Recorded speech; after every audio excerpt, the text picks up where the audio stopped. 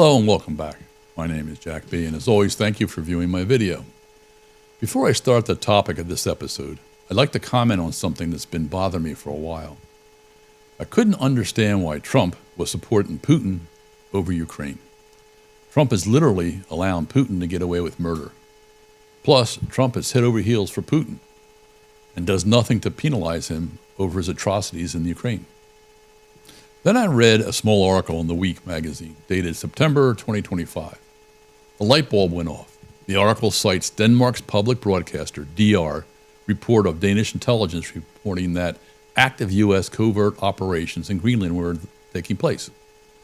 Danish authorities summoned the U.S. envoy to Copenhagen to answer the question: why is U.S. intelligence operations taking place in Greenland, engaging Greenlander separatists, promising to support their efforts to secede from Denmark?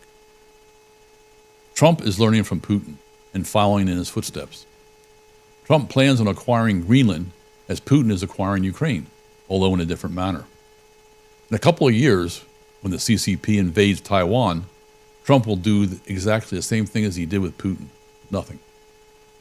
On another note, Trump signed an executive order dated January 2025 avowing that drug cartels are foreign terrorists. Currently, Newsweek is reporting that Trump has moved 8 naval warships off the coast of Venezuela international waters. Surveillance and attack aircraft are in Puerto Rico. Last Tuesday, U.S. naval forces attacked a ship which is claimed to be a drug cartel ship and killed 11 people. As a side note, Venezuela has the largest oil reserves in the world. It also has vast amounts of bauxite used for aluminum, high-grade iron ore, coal, gold, and diamonds. Is it a coincidence that Trump is targeting this country? Is Venezuela another dot to connect in Trump's world of realignment? A military incursion into Venezuela would be like the incursion into Iraq. First, based on lies, and then having neighboring countries support Venezuela, as Iran did for Iraq, causing the U.S. to be involved in a drawn-out war, resulting in the U.S. leaving with no gain. Venezuela would have Colombia support as well as support from the other countries who are tired of the Trump-led U.S. and maybe align with the Chinese New World Order. There is more to mention on this concept, but I will circle back in a bit. This episode will look at the future of America. I believe there are several key factors involved in ensuring the success of America. In general, they are: we need cooperations of all elected officials to make decisions for the benefit of all Americans, not just for the benefit of billionaire donors or for narcissistic leaders. Their decisions should be focused on the health, safety, and welfare of all Americans. Everyone needs easy access to state-of-the-art healthcare, medicines, and vaccines. The feds ought to monitor and enforce proper toxic waste disposal. We need environmental oversight and enforced penalties for polluters. We need safe water and food. That's a must. Our borders must be tightly controlled and secured. We should have more focus on international intelligence and actions concerning governments that are opposed to our type of government and our way of life. And we should be supporting and defending our allies. A government cannot maintain peace through diplomacy alone. They must also carry a technologically advanced big stick.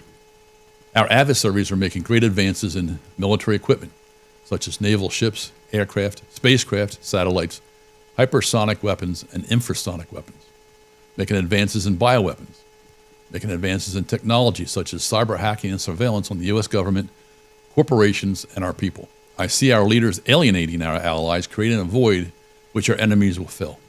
I see our leaders causing division within America. I see the crazy-eyed, nervous cabinet making bad decisions, and when they're caught, they lie. American people are not stupid. They can see through the nonsense. Our major adversaries in the world recently met and reaffirmed their alliance to each other against the U.S. 26 leaders of like-minded governments attended the Chinese New World Order Summit in Shanghai. The major players with the CCP are Russia, India, Iran, and North Korea. Are they familiar names of countries? The CCP, North Korea, and Iran are continuing to support and provide assistance to Russia in the way of munitions, material, and manpower to wage war on Ukraine. Why isn't Trump pushing back and helping Ukraine? All Trump is doing is imposing tariffs on every country, including our allies, except Russia. Trump is isolating the U.S. This is forcing countries to seek products and material elsewhere, such as with China and India. The CCP is leading the surge on the Chinese New World Order of like-minded governments. They are a formidable group. Xi and his new posse are demonstrating they are the steady, credible, professional, long-range thinkers that are needed for a better tomorrow and letting Trump be Trump. When I first saw the summit sponsored by Xi, I thought Trump was out of the loop. But now I wonder if there isn't some backroom dialogue taking place. Trump wants Greenland, Canada, Mexico, and probably now Venezuela. Iran is looking to take over the entire Middle East. Russia wants Ukraine and all former USSR countries. And Xi wants Taiwan. It appears the world is being divvied up. This could all be a big, beautiful coincidence, but I'm not sure that is the case. There is also some talk about the U.S. standing on its own, not needing any other country to support itself. Remember? Drill, baby, drill. Dig, baby, dig. Well, I thought I'd look at the world's populations, the country's land masses, and their natural resources to see where the U.S. ranks in a standalone, sustainable scenario.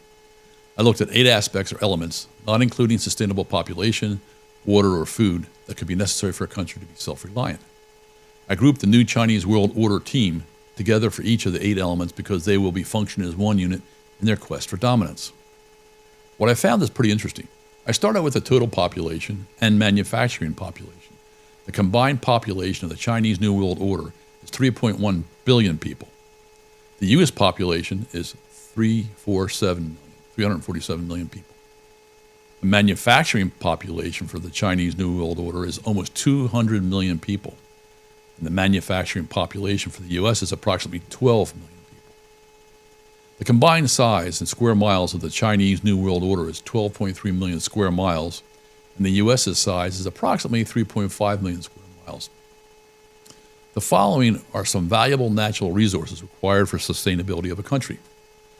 The barrels of oil reserve for the Chinese New World Order is almost 300 billion, and the U.S. has almost 50 billion. Metric tons of rare earth minerals for the Chinese New World Order are 180 million. The U.S. has 3.2 million. Metric tons of iron ore deposit for the Chinese New World Order is 62.8 billion, and the U.S. has 24.5 billion, although the U.S. ore is a low-grade type. Metric tons of copper ore deposits for the Chinese New World Order is 5.7 billion, and the U.S. has 275 million. Metric tons of bauxite, which is used to manufacture aluminum, for the Chinese New World Order is 2.1 billion, and the U.S. has 100 million. I realize it's excruciating to have to sit through these numbers, but I thought it would be important to see where we stand as a country, looking compared to the new Chinese World Order group. Looking at these numbers, I believe we can manufacture, produce, and be part of the world economy, but I don't know if we can be leaders anymore. Over time, I'm not sure where we would rank. Our elected leaders must have knowledge, expertise, and depth in their domain. They need to be credible, professional, knowledgeable, forward-thinking planners, strategists, skilled in logistics and tactics. These are the type of elected officials we need to assure the U.S. can be number one in the face of adversity. Our news media outlets also need to focus on the bigger picture and how the dots might be connected internationally. How many protesters can we stand to watch on TV when international events are occurring that are detrimental to the well-being of Americans?